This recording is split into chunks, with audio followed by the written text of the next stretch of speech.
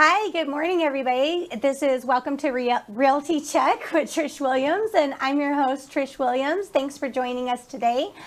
Today is, we're in November, so we're going to have our State of the Market episode with our realty professionals. This morning we have joining us Karrie Wood of Keller Williams Realty and Martin Dobey of Keller Williams Realty. So we have all three of us going to talk about the market today and what's going on, what you guys can be expecting, and what we're seeing as professionals out here in the Las Vegas real estate market.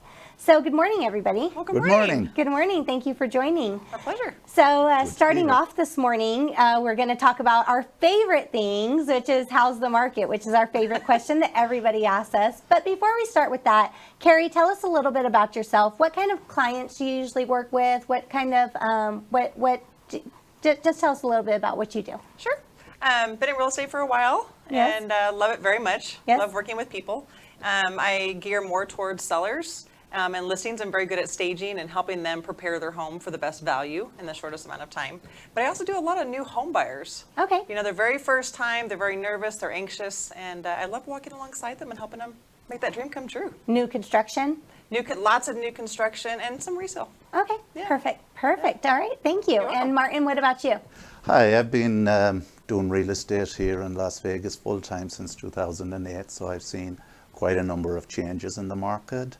It's all residential real estate. I do both listings and represent buyers. I've done a lot with first-time home buyers. I've worked with investors. So really enjoy it. I enjoy the buyers part of it. You know, it's when we close, you know, that's the joy that people have when they're getting into their home. So it's been good. The excitement, right? I know with sellers, it's sometimes been there, done that. This isn't a big deal, but first-time home buyers, especially, it's really a kind of a magical moment when it's very rewarding, and it's something they never forget. And one of the things I always do if they have kids, I always hand the key to the kid, and the parents take the picture, and it's something they'll even when I meet them years later, they'll tell you about the kid, what they're doing. I remember when you handed the key to. Oh, that's sweet. That's very sweet. Yeah. Fun fact, Martin actually trained me in real estate. He was my mentor when I got started. So definitely very grateful to you, Martin, for everything that you've done. It was good. I'm learning from you now. We're all learning together. That's how this works. You know, we in real estate we all work with each other. You know, we're not of course we're not very competitive with each other. We all learn from each other, and we all have things that we can take away from each other, which is really great. Sometimes the public looks at us differently, like they think it should be different than it really is. But in all reality, we're all pretty good friends. So how is the market? We're in November now, and we did see when we get our numbers that are released to us on the 1st of November from the stats from the previous month, and it looks like we had a little bit of drop in sales in October. Not substantially. It looks like about 500 less sales than we had in October, or that we had in September and October. So what do you guys think about the market right now? I love that question because honestly, it reminds me of where we're at in our nation this year with COVID and the pandemic and uncertainty and all that. And when COVID first hit, I thought we were going to have kind of a rough year. I thought just in general. Oh, yeah. But I've been amazed that even compared to last year, we've had a very steady market this year. Yeah. It's continuously grown. And then, like you said, just this last month, it's kind of leveled out a little bit. But strong and doing well. Inventory is low, but strong. It is doing strong. And I do feel like, year over year, the decrease in sales happens around this time of year, any year anyway. So it's nothing unusual. Right.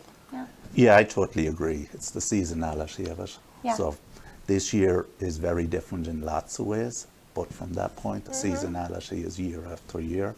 So that doesn't concern me at all.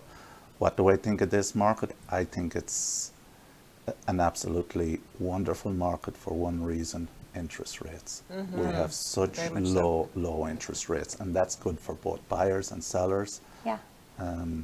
The monthly payment goes way down because of the interest rate, and it's good for sellers because low interest rates brings more buyers. So Yeah. Absolutely. I think it's a fantastic market. And most sellers are turning into buyers. You know, most sellers sell their home to purchase another Right. home, so they get Yes. to Yes. benefit from the interest rates on both Absolutely. sides. Yep. Absolutely. So it's Yeah. a really good market. Yeah, I've been saying that to a historical. lot of my new buyers. Yeah. This is Yeah. your time. This is Yeah.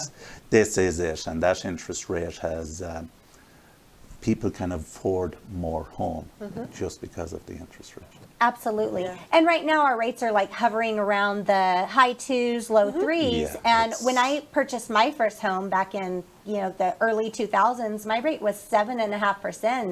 And my, Compared my to loan today. officer was like, hey, that's a great rate. I was like, yeah, lucky me. Well, it was a great rate. At that time, yeah. Yeah, at that time. So, It but was a just great putting it rate. in perspective, it's so much, the rates are so It's- much better yeah, now than we've ever it's- seen. Yeah. Yeah. And the rate is what makes the difference. Right. Now, one thing that I think that Martin, you can give a lot of insight here because you've been doing real estate for quite some time. When I first started in real estate, we were in an election year during that time, and I noticed a slowdown because of the election season that usually happens in real estate. Just the uncertainty of things, the market will kind of slow down a little bit. I didn't really see that this year. Now, historically, you're in election years. Do you usually see quite a slowdown? You do.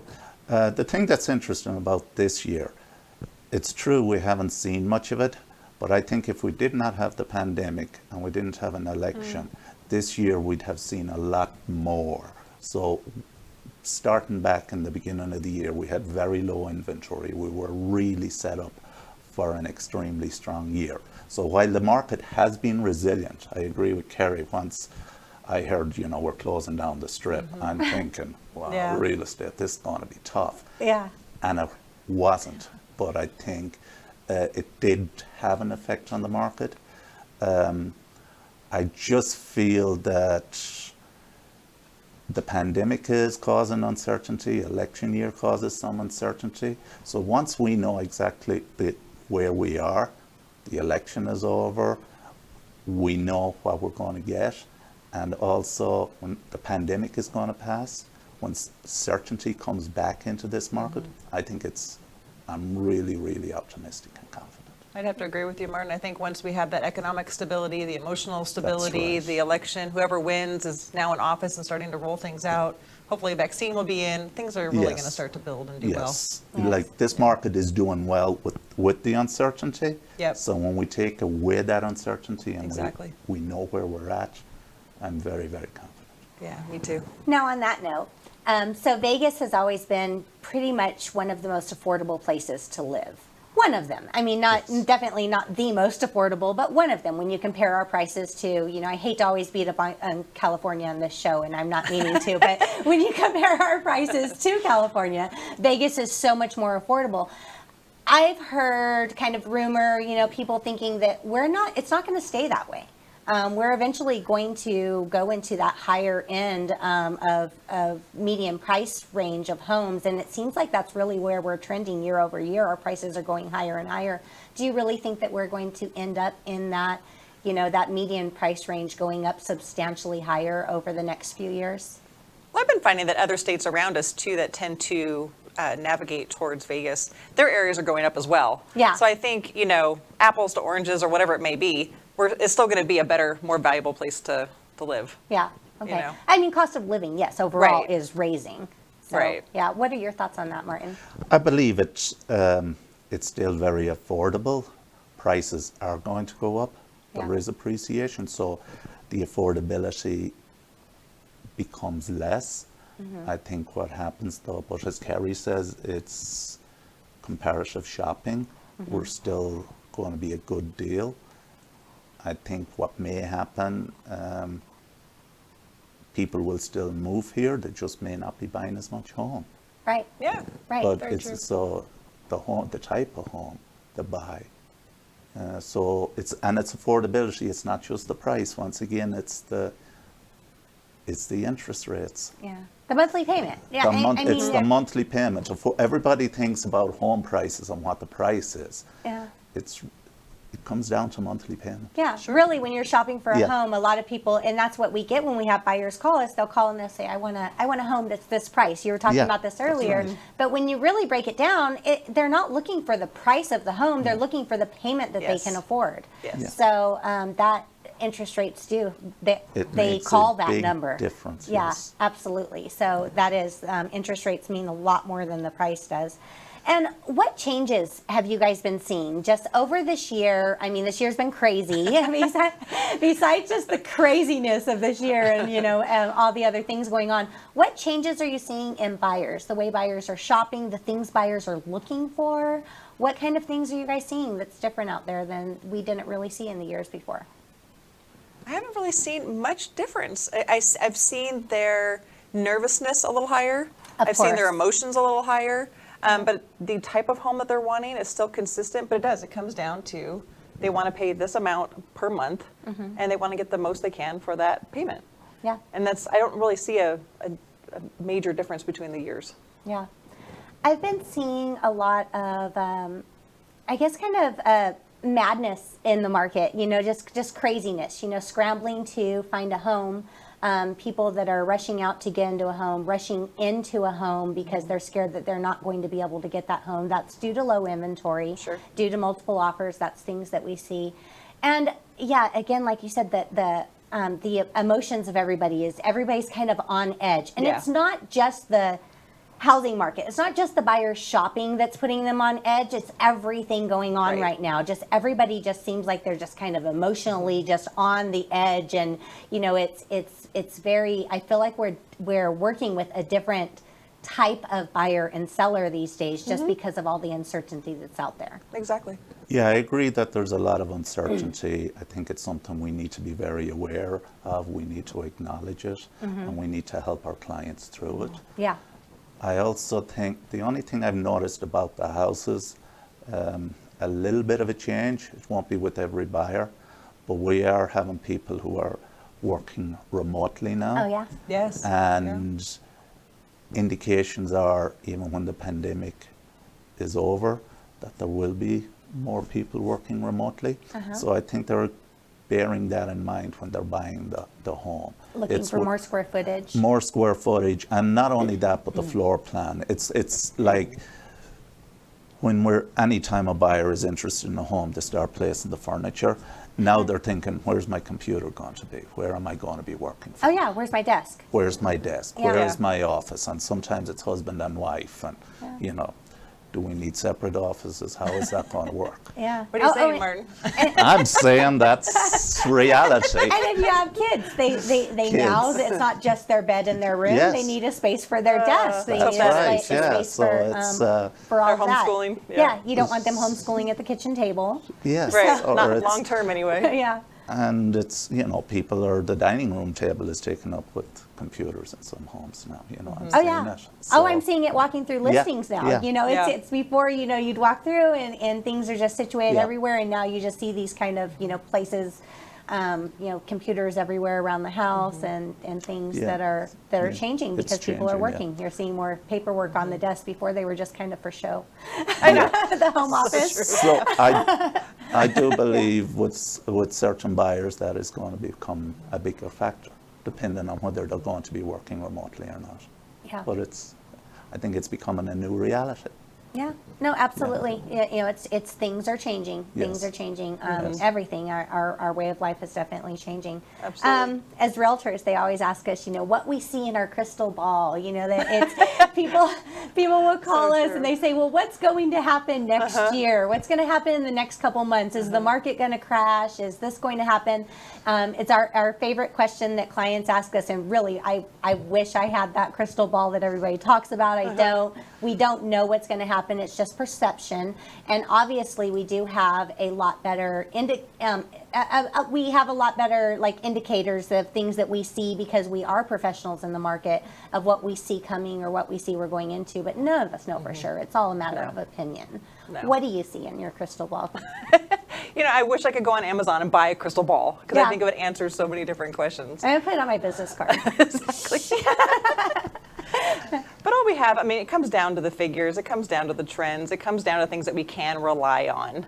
You know, there's always speculation. Like I hear a lot, and I'm sure you guys have too, is the Raiders are here now.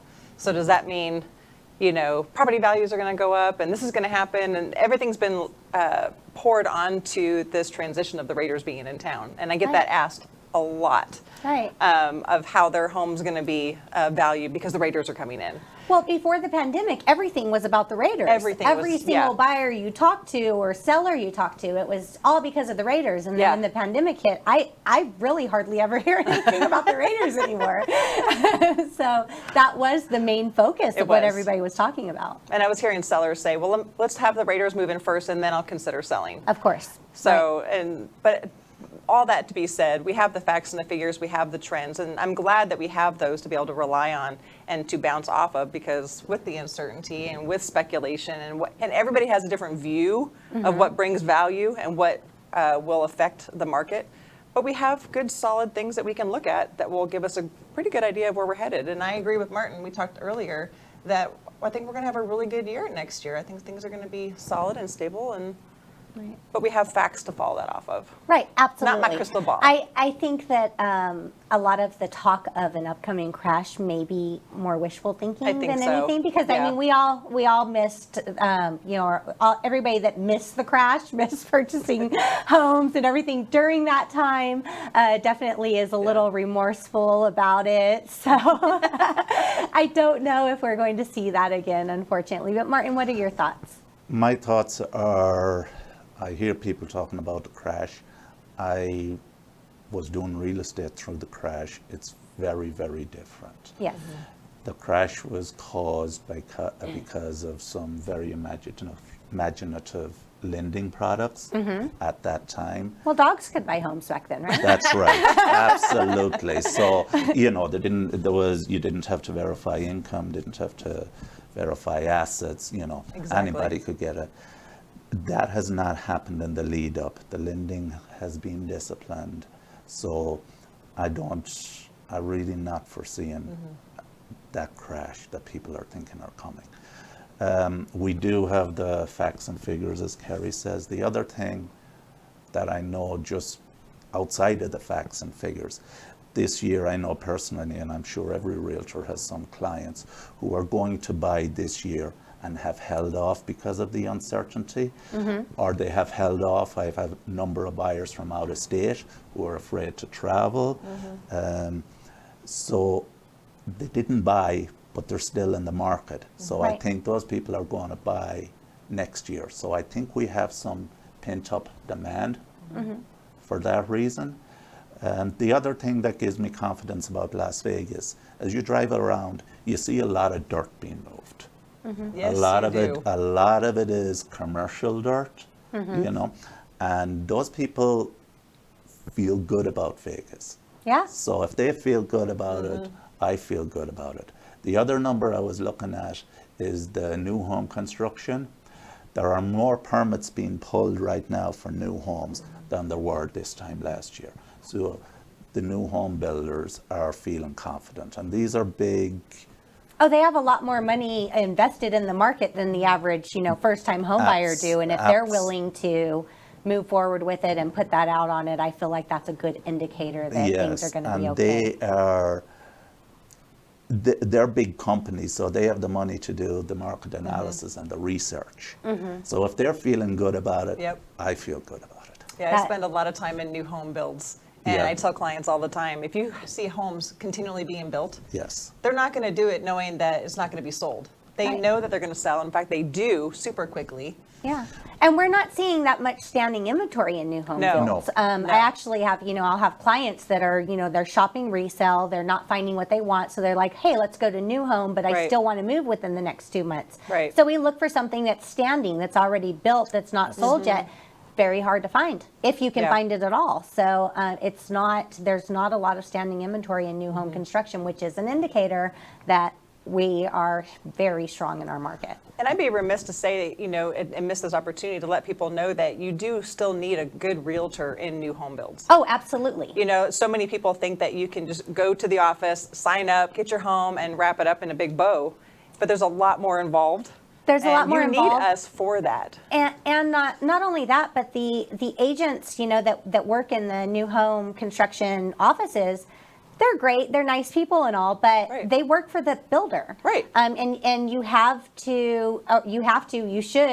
definitely should have your own representation. You should have Absolutely. someone looking out for your interest throughout the transaction, and it doesn't cost you anything. So it's not, there's no reason not to, and it can actually, there's many of times where, I've worked with clients on new construction, I'm sure you have too, that have, Yep.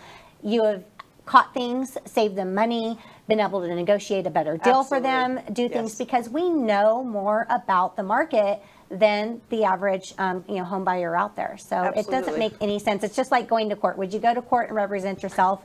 I wouldn't. Well You said, can, but I wouldn't. Right, exactly. And We're we all- know the builders, we know what Yeah. they do, we know their craftsmanship, we know all of the different makers, and we know how they solve problems. Absolutely. And it's important to, I think it's important to utilize us. Well, we're going to save you a lot of legwork. This Absolutely. for Because sure. we have seen the communities, we're staying up to date. We know what floor plans are in what communities. So when we get to know what your needs are, we know which communities, which home builders have the product that best suits your needs. Absolutely. So why do you spend all this time and gas driving around looking for it when we already know where it's at? Well No, said, absolutely. Mark. That is Well said. that is very well said. No, absolutely. And I mean we have contacts, that's one of the Absolutely. things about being a professional in the business. We have contacts for these builders. Most of the builder companies, I have a direct person that I can call and I say, "Hey, we're looking for this. What communities do you have?" And they'll give me a list of all their communities all around Absolutely. Vegas and what they have. And of course, their websites can have that, but again, a lot more legwork, and the websites you'll find out soon are not always updated. Or the other thing, we can also ask them if you have something that falls out and you think it might suit my client, you got my number. Yeah. Yeah, and Or- they do call. Or They special will call. incentives. Yeah. And there's times that they will offer our clients some great incentives Absolutely. just Yes, they will. because they know that we'll bring them the business. So Absolutely. they'll give us some great incentives we pass on to our clients, and it's definitely a better thing. You always want to have And representation. It's usually because they're coming to an end of a quarter where they're on to report good numbers or stuff. So Yeah, Yep. absolutely. So what are the most frustrating things that you've been running into? What about you, Martin? Everyone gets quiet a with this fr- a fr- question. Why? I don't like to admit my frustrations. I never get frustrated. Yeah. No, a couple of frustrations. One of them was it was relieved about a month ago when we had low inventory. What made it even more frustrating when you're working for buyers, there was some inventory we couldn't show, the inventory that was occupied by tenants. Oh, And you look at it and man, this just suits my client fine. And we just couldn't get in Oh, yeah. to see it. The other frustration I get, anytime inventory is low, this is with sellers, and there's a lot of media coverage, inventory is low, price is going up. Sometimes sellers get an inflated impression of the value of their Oh, yeah. homes. Very true. So even though it's good, I think it's important for sellers to be realistic. I think there's quite a number of overpriced listings on. Oh, absolutely. And Yeah.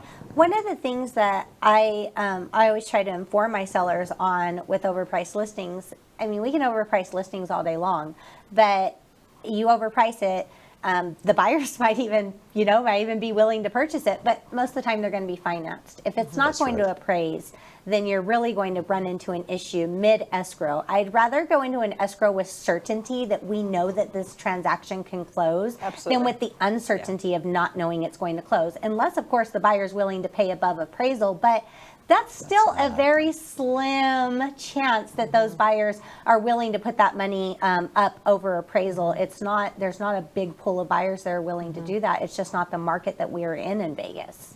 And a lot of the clients that I work with, they don't have a lot of that extra cash Right. in order to do that. Well, they're doing their down cash poor, payment. right. They have, in a market like this, a lot of buyers are paying their down payment and their closing cost. Right. And then you're talking extra cash over. I mean, that's just thousands and thousands of Absolutely. dollars that we're discussing. And if there's other homes that are comparable out there, a lot of buyers just aren't going to do it. Absolutely. The other issue, when you overprice the listing, my experience is somebody who overprices the listing at the beginning ends up netting less money when they sell the home because the house sits on the market. Price And if reductions. price reductions, but from a buyer's perspective, if they're looking at a house and it's been a long time on the market, they're thinking, why is this house not selling? What is wrong with What's it? wrong with it? And there's nothing wrong with the house. The only thing that was wrong is you overpriced it at the beginning. Right. Exactly. And the days on the market go up. And Yeah. that's one thing I advise my sellers is I think for me a good kind of time frame is a 2-week window. If we're not getting this strong response within the first 2 weeks, we need to reevaluate the listing. Absolutely. And it's Absolutely. not, you know, we always, as realtors, they think like, hey, we're going to have this exact price. We're going to know exactly what it is every time. No, our market response will definitely show us if the price is right or not. And we rely heavily on that because that is what's going to determine if the home is going to sell or not, is what the market's going to pay for it. Yeah. And overpriced listings end up in That's lowball right. offers, which Yeah. is a very big misconception. Yes. And it's just if you have 2 gallons of milk for sale. And right, So and true. Yeah. 1 gallon's $20 and the other one's $5. Does anybody really know if there's a difference between the two? They're the same. It's milk, right? Well, your milkman would. Yeah, but that's better. Your milkman would, but in all reality, they're going to go for the $5 gallon of milk instead of even consider the $20 gallon of milk. They're just going to look at it and Right. say, "What's the difference?" You know. So Right. it's really you'd have to have something that is substantially different and unique and they wouldn't be able to find anything like that. And those are really when we come into issues where buyers might willing to pay overprice, is when there's something that is not able to be found anywhere else. That's where I usually see the buyers that are willing to come up over. The value has to be there. Yeah, absolutely. The value has to be there. But I think the point you made is 100% correct. When we're looking at the price, we take our best shot at it at the right price, and the market is going to tell us quickly Yeah, And how oftentimes- right we were. yeah. Oftentimes clients will say, what do you mean when the market responds? And my easiest way to explain it is the feet are the vote. Right. Are they coming to the house? Are they touring the home? Are they knocking on the door? Do they want to see the product? Yeah. Like If no they're one's no one's coming- coming, Then they're not even willing to consider it. no. Yeah. So that's how you know if they're interested. That's how the market tells you. Yeah. That's the first indicator. I would say the feet. The second would be the hand and the pen, or the writing yeah, of the writing offers. the offer. The offers, yeah. Yeah, and it's a misconception we hear a lot of times from sellers that will say, oh, I have plenty of time, I'm going to wait this out and I'm in no rush. But really, when you're selling a home, you do want to make sure that you're looking at those timelines and how long you're staying on the market, because it just doesn't do you any good for your overall value and your Absolutely. return when you just let a home sit on the market for too long. Yep. Well, a new listing generates the most excitement in the first time period. Absolutely. And if you miss that, you miss the opportunity. Right.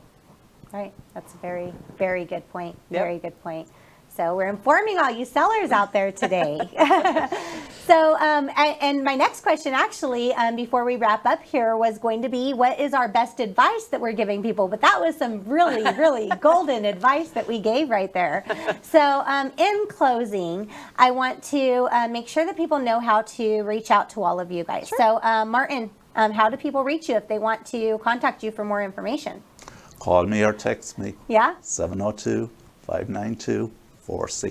All right, Martin, do you answer your phone? Absolutely. Not always. There's honesty. No, straight. I'll always return the call. Okay. But if I am with the client, I believe that client at that particular point in time deserves 100% of my attention. Absolutely. So I'm not going to let anything distract me from that. That's But good. as soon as I finish with that client, the first thing I check is my phone. So for instance, if somebody was to call me right now, my phone is turned off. I assure you, as soon as I leave here, it's going on right away. All of us. The minute the camera goes down, we're all picking up our phones. That's So, Karrie, how do people reach you? You can also reach me through my phone number. I'm a huge texter, so if you like to text, just toss it out. I'd be glad to get back to you right away. And when I got into the business, I heard over and over again that agents don't ever call people back. That's what the public thinks, that we never return calls. So that has been my number one from the very beginning of business, is to be prompt in getting back to you. Right. So give me a buzz. Right, absolutely. And of course, me, Trish Williams, you can call me, you can text me, you can Facebook me, however you want to. And I do return calls too. I have a standard of service. If I'm not taking your call, I'll return your call within the next 2 hours. So we're all available. And that's why I love these people that are here with me today, because I know that they're great agents, and they're very close friends of mine as well. So thank you all for being with us today. And we look forward to seeing you next week on Realty Check with Trish Williams. And thank you again for coming out here. Thanks for having us. been a joy. It was great. All right. Thank you. Thanks.